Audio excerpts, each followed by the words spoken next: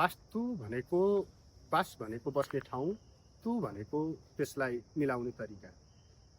हामी जुन ठाउँमा बसोबास गर्छौँ, हामी जुन ठाउँमा बस्छौँ, जुन ठाउँमा हामी रहन्छौँ, यो हामी बस्ने ठाउँलाई हामी कसरी मिलाएर हामी हाम्रो जीवनमा सुख शान्ति समृद्धिका कुराहरू हामीले प्राप्त गर्न सक्छौँ र हामीले वास्तुलाई मिलाएर पनि हाम्रा नवग्रहदेखि लिएर हाम्रा जीवनका समस्त दुःख सङ्घर्ष पीडा यी खालका कुराहरू हामीले कसरी न्यूनीकरण गर्न सक्छौँ, यो विषयमा म जानकारी दिनेछु। र वास्तु भन्नाले हाम्रो चारैतिरको वातावरणलाई पनि हामी बुझ्न सक्छौँ। हामी बस्ने ठाउँमा पनि पञ्चतत्त्वको अवस्थाहरू हामीले मिलाएर अगाडि बढ्यौँ भने हाम्रो जीवनमा धेरै किसिमका सुख शान्तिका समृद्धिका कुराहरू हामीले प्राप्त गर्न सक्छौँ। र वास्तुमा विशेष गरेर 5वटा तत्त्वहरू चाहिँ पर्दछन्, जस्तै अग्नि, जल, वायु, आकाश। यी 5वटा तत्त्वहरूको हामीले मिलान गरेर अथवा 5वटा तत्त्वलाई हामीले मिलाएर हाम्रो बस्ने ठाउँमा, हाम्रो कार्यालयमा, हामीले काम गर्ने क्षेत्रमा, हामी घुम्ने क्षेत्रमा अथवा हाम्रो दैनिकी जीवनसँग सम्बन्धित खालको सम्पूर्ण क्षेत्रहरूमा हामीले यी 5वटा तत्त्वलाई चाहिँ मिलायौँ भने पक्कै पनि हामी समृद्धिको बाटोमा अगाडि बढ्नेछौँ। र अग्नि तत्त्व भनेको जस्तै अग्नि तत्त्व भनेको आगो तत्त्व हो। यो आगो तत्त्व नभइकन हाम्रो शरीर पनि ऊर्जावान हुँदैन, किन भन्दाखेरि हाम्रो शरीरलाई पनि चाहिने एक किसिमको अग्नि ऊर्जा हाम्रो शरीरलाई चाहिने हुन्छ, हाम्रो शरीर बाँध्नलाई। त्यसै गरी वायु तत्त्व पनि हामीसँग भएन भने हामीले सास लिन सक्दैनौँ अथवा हामी बाँध्न सक्दैनौँ। वायु तत्त्वको पनि त्यत्तिकै भूमिका छ। त्यसै गरी हाम्रो चाहिँ आकाश तत्त्व भएन भने पनि हामीले बोलेका, हामीले एकअर्कासँग कुरा गर्ने पद्धतिहरू, यी शैलीहरू हाम्रो जीवनमा मिल्दैनन्। त्यसै गरी हाम्रो जल तत्त्व पनि हाम्रो शरीरमा भएन भने हाम्रो शरीरले काम गर्न सक्दैन। र यस्तै किसिमले हाम्रो जुन 5वटा तत्त्वहरू छन्, अग्नि, जल, वायु, आकाश र पृथ्वी तत्त्व पनि भएन भने हामीले यहाँ जसरी प्रकृतिले यहाँ सबैलाई, कसैलाई अन्न, कसैलाई जल दिइराखेको छ अथवा अरूलाई बढ्नसँग हुर्कनसँग सम्बन्धित खालको ऊर्जा दिएको छ, यो ऊर्जा पनि हामीले प्राप्त गर्न सक्दैनौँ। त्यसैले पूर्ण जीवन बाँध्नको लागि, पूर्ण जीवन हामीले जीवनयापन गर्नको लागि पञ्चतत्त्वलाई मिलाएर हामीले अगाडि बढ्यौँ भने, पञ्चतत्त्वलाई हामीले मिलाउन सक्यौँ भने हाम्रो जीवनका समस्त सुखदायी यात्राहरू निर्माण हुनेछन्।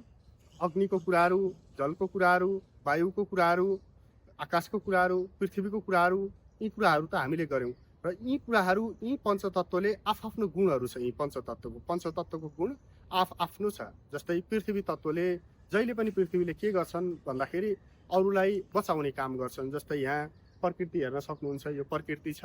यो प्रकृति पनि पृथ्वीकै कारणले गर्दा, पृथ्वीकै ऊर्जाको कारणले गर्दा यो चाहिँ उम्रिन सफल भएको छ। हामी पनि यही पृथ्वीबाट उत्पादन भएको अन्न खाएर हुर्किएका छौँ, यही पृथ्वीबाट आउने टेकेका छौँ, यही पृथ्वीमा हामी बसेका छौँ। यद्यपि यो पृथ्वीकै ऊर्जा हाम्रो घरमा मिलेन भने हामीले यहाँ चाहिँ हुर्कन, बढ्न, सन्तान वृद्धि गर्न अथवा हाम्रो भौतिक सामाजिक खालका कुराहरू हामीले वृद्धि गर्न नसक्ने हुन्छौँ। त्यसैले हामीले पृथ्वी तत्त्वलाई पनि पृथ्वीकै ठाउँमा हामीले चाहिँ राख्नुपर्ने हुन्छ। त्यसै गरी यहाँ चाहिँ जल तत्त्वको कुराहरू छ।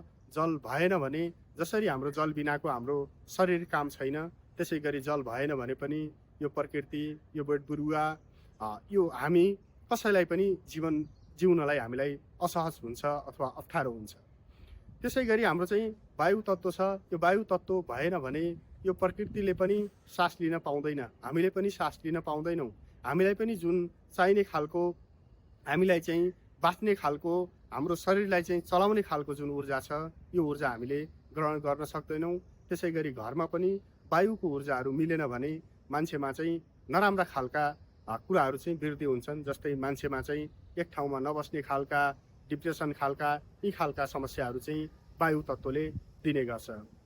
त्यसै गरी आकाश तत्त्व, जुन आकाश तत्त्व छ, आकाश तत्त्व यद्यपि नहुने हो भने यो प्रकृतिलाई, यो समस्त यो संसारलाई नै आकाश तत्त्वले भएन भने हुर्कन, बढ्न अथवा यो आकाश तत्त्वबाट आउने जुन कुराहरू छन् यो कुराहरू प्राप्त गर्न सकिएन भने मान्छेमा पनि त्यस्तै खालको अवस्थाहरू यसले चाहिँ नराम्रो कुराहरू चाहिँ वृद्धि गराउने हुन्छ।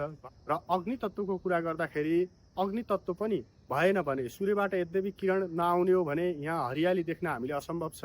र हाम्रो जीवनमा पनि जागृत हुनलाई हामी बिहान उठ्छौँ, सूर्य उदय सँगसँगै समस्त पृथ्वी उठेको हुन्छ, समस्त पृथ्वी जागिसकेको हुन्छ अथवा बिउजिसकेको हुन्छ।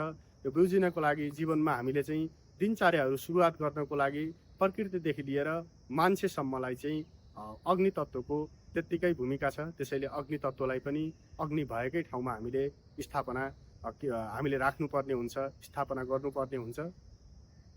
यसै गरी हामीले पञ्चतत्त्वहरू एक आपसमा मिलाएर अगाडि बढ्यौँ भने हाम्रो जीवनमा पक्कै पनि सुख शान्ति समृद्धिका कुराहरू चाहिँ हाम्रो जीवनमा आउँछन्। र हामीले वास्तुगत हिसाबमा मात्रै नभएर पनि हाम्रो दैनिकीय हिसाबमा पनि हामीले अग्नि, जल, वायु, आकाश, पृथ्वीलाई हामीले चाहिँ मान गरेर अथवा सम्मान गरेर हामीले उहाँलाई उहाँकै स्थानमा हामीले दिएर जीवनचार्य अगाडि बढाउनु पर्ने हुन्छ। अब पञ्चतत्त्वको कुराहरू सँगसँगै हामी चाहिँ पञ्चतत्त्वले कसरी काम गर्छ, पञ्चतत्त्वले कसरी हाम्रो जीवनमा चाहिँ सुख शान्ति ल्याउँछ भन्ने कुराहरू त हामीले यही रूपमा हामीले जानकारी दियौँ। अब हामी यो पञ्चतत्त्व सँगसँगै हाम्रो घरमा पनि कुन तत्त्वको कसरी कुराहरू हामीले मिलाउन सक्छौँ त्यो विषयमा जानकारी दिनेछौँ। धन्यवाद।